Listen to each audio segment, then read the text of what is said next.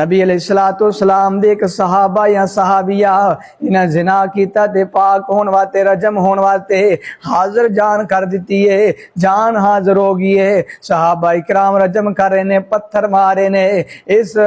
جڑا وے بندہ یا بندی دا خون نکل کے خالد بن ولید دے کپڑیاں دے پھیاوے تے خالد بن ولید رضی اللہ تعالیٰ عنہ فرماندے نے اے کتنا ناپاک خون ہے میرے کپڑیاں دے پہ گیا ہے۔ میرے پاک پیغمبر صلی اللہ علیہ وسلم پتہ چلیا تے آپ نے کس طرح دفاع کیتا ہے، فرمایا اے خالد بن ولید ان دے جملے نہ بول، ان دے جملے نہ بول، انہیں اللہ دے سامنے اس طرح توبہ کیتی ہے اگر مدینے پاک دے انہیں بندے تریہ